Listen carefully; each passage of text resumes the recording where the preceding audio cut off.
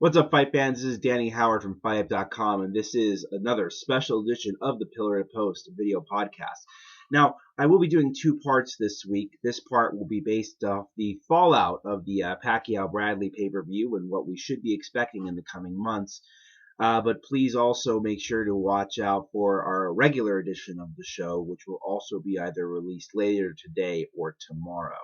In that case, I know that there's a lot of stuff to talk about, so without any further ado, let's get started. Last weekend was one of the more controversial decisions, as I would have expected out of the fight. Timothy Bradley did beat Manny Pacquiao by split decision by scores of 115-113 across all three cards, except the decision favored Bradley. Now, there's been a lot of outcry in terms of the decision and all that stuff, and I get that it's Manny Pacquiao, but y'all need to calm the fuck down a little bit. First of all, this is boxing, and for the majority of fans out there that are actually pissed off about this, I hate to say this, but you guys probably only watch fights maybe 2 times out of the year, or maybe 3 if you watch Floyd fight, because there have been worse robberies in the sport. There's been plenty worse.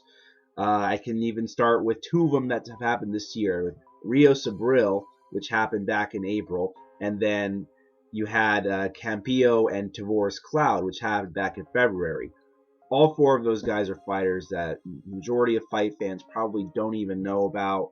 But, you know, I could tell you right now that if this was the first robbery, or you think this was the worst robbery, you guys are a little bit behind the times. But hey, welcome to boxing. I know you've been watching for only a couple of years, but we're happy to finally have you as part of the sport. Now, that being said, it doesn't matter if it was a little bit of a robbery or a lot of bit of a robbery. At the end of the day, it's simple as this. If you commit a crime or you do something wrong, you can't do it a little bit. The fact is you do it anyway, and no robbery in the game is unacceptable, particularly when it's under circumstances much like the one that happened last weekend. Now, last week I spoke about a little conspiracy theory that I had that led to my pick of Bradley winning by majority decision. And what was that? A rematch between Pacquiao and Bradley would not do as much buyback, I guess, unless Timothy Bradley won. That's exactly what happened. Now, you know, I'm not going to say that it was fixed. You know, I don't have any evidence to support my claim, but I can tell you that it's funny to see how Bob Arum goes in the post-fight press conference talking about how the decision was a travesty, and then only seconds later go, but I'm going to make tons of money off of the rematch. And then he talks about how disgraceful the decision was, but only moments before there are pictures surfacing on the internet with him, you know, embracing Timothy Bradley with a big smile on his face, tapping him on the back, like, hey kid, you did it, good job. So, I mean, you guys can draw your own conclusions out of that. I think that, you know, a lot of the writers, or, you know, the writers of the sport, you know, they pretty much think it's a bad decision, but they'll leave it at that. You know, I think that the fans deserve better. But unfortunately, when you have all these guys still in the sport, not only just the judges that viewed the fight, but even guys like Bob Arum, you know, this is how the sport is. And, you know, it had to happen to Pacquiao, I guess, for everyone to kind of be collectively sick of it. But it's not the first time it's going to happen, and I guarantee you it's not going to be the last time either. So, you know, at the end of the day, robberies are a part of boxing, you know, and if you guys don't like it now, you're not going to like it later. But then again, I mean, the majority of these people weren't here when Rios got the job over Abril, which he didn't deserve, and Cloud got it over Campillo. And I guess, you know, to another degree, Marquez should have got the decision over Pacquiao last November. There was no outcry. There was no shouting for you know, the commissioner's head or the judges. You know, everyone was like, oh, Manny won, you know. But, you know, it is what it is. You know, you guys are all most people that are probably, you know, making this outcry are, again, fans of Manny Pacquiao, and yeah, shit happens, I guess. But hey, welcome to boxing. So, for the record, I scored the fight 7 rounds to 5 for Pacquiao when I first saw the fight, and subsequent viewings I have scored the fight 8 rounds to 4 for Pacquiao. The worst I could see it, and that's being extremely generous to Timothy Bradley, is by giving him a draw. Not a win, but a draw. So I do not believe Timothy Bradley won this fight. Now, the thing is, though, is that these guys in Vegas, the judges, they are pretty old. And it's not, as easy of a job as it was for them now, and I suppose their younger years. Now, Timothy Bradley may not have landed the more effective shots throughout the fight, but he did throw more punches, and he was always coming forward.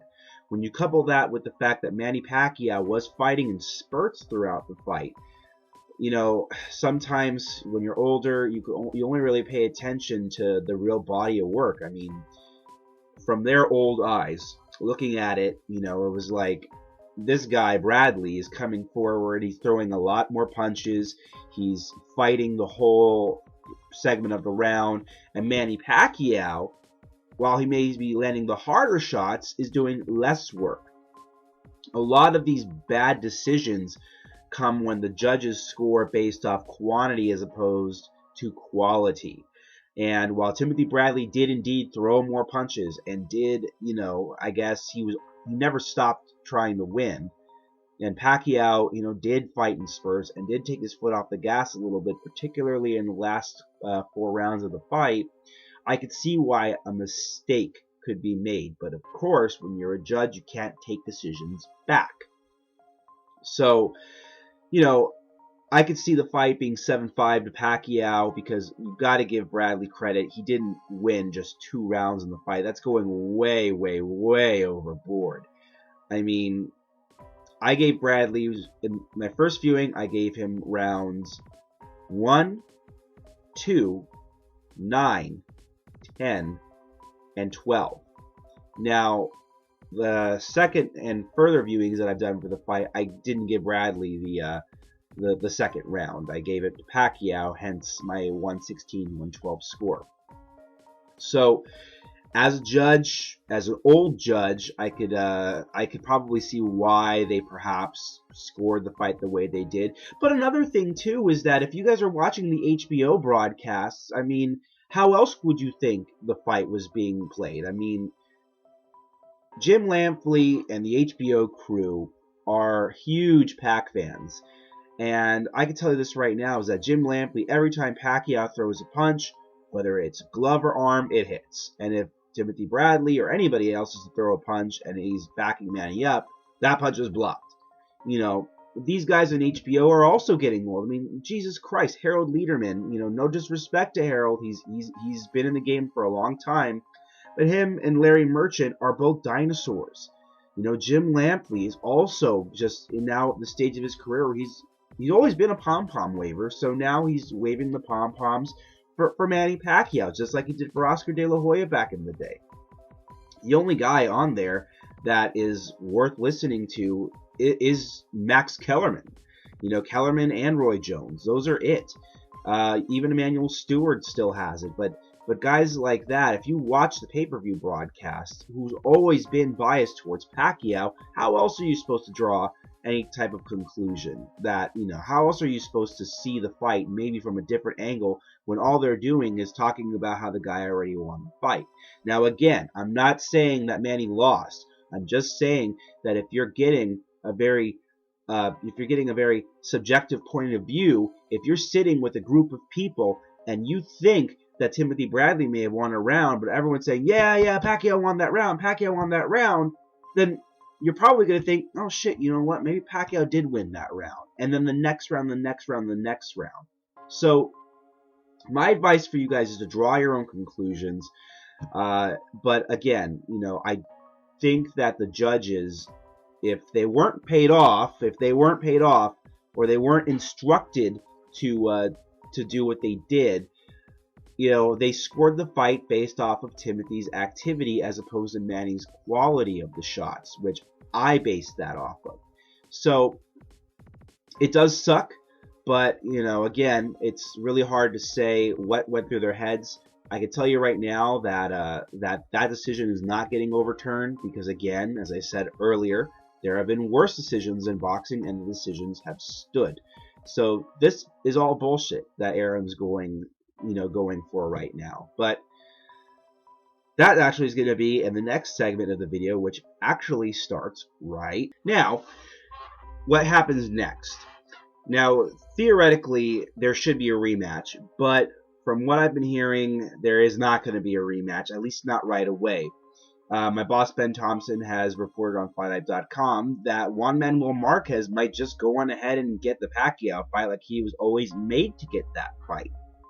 So November 10th might just be a matchup between the uncrowned champion, or if you use that logic for the Pacquiao Bradley fight, maybe it's the uncrowned champion versus the uncrowned champion.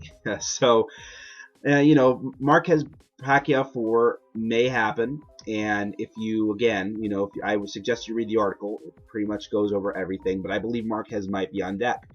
Bradley is going to hold on to that belt for a little while. I don't know if Bradley even gets the rematch with Pacquiao. I wouldn't be surprised now if Bradley ends up being a possible opponent for maybe Brandon Rios. His first defense may come against another top-ranked stablemate, Filipino Mark Melijan, who would just be kind of like that, fanning the flames for a Pacquiao rematch because Bradley beats another Filipino fighter. It's really hard to say, but one thing that I could tell you, if you asked me a year ago if Bradley won, what the plan would be, and I could tell you that in November, when Bradley fought Casamayor on the Pacquiao Marquez 4 undercard, the original plan was for Bradley to fight former champion Paul Spadafora, and this is all that I got when I first broke the Bradley story last year, was that Spadafora was supposed to fight Bradley on that undercard, but Casamayor got the bill. But because eventually the winner of that fight was going to move on to fight Mike Jones. Now I could see now that Mike Jones got absolutely nuked by Randall Bailey last weekend that a Bradley Jones fight's not going to happen. But at the end of the day, I'm not too sure where Tim goes. I trust my boss. He's never been wrong. So, I think that we might see Pacquiao Marquez 4. So unless Manny puts his foot down and says, no, Bob, we're going to do it. But at the same time, I think that Manny, even though he may not have lost this fight, so let's face it, there's an L there. So he did lose the fight.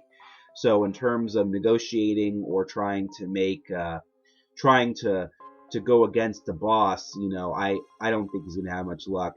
I would suspect that we see Pacquiao Marquez 4 later in the year. Now, do we see a Bradley rematch? I don't know.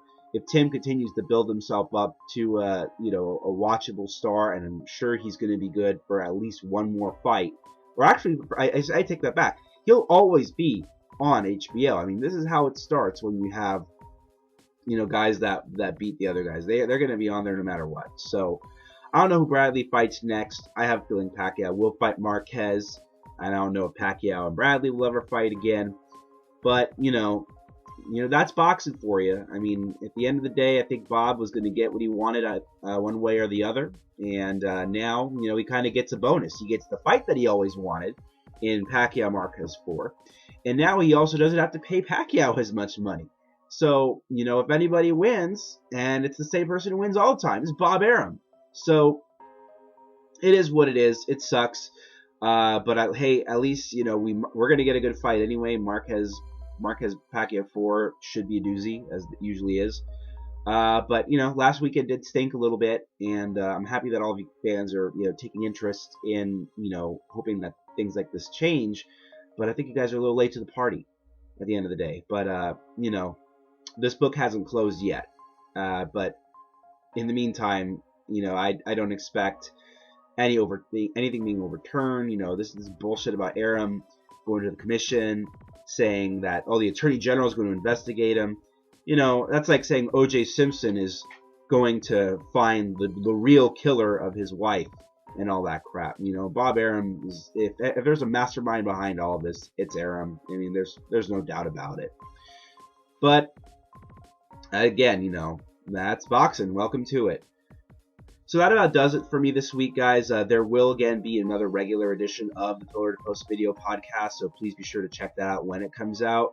But until then, we have a great fight this weekend with Chavez Lee, which I'll cover in the next video. So Until then, I will see you guys at the fights, and y'all have a good one.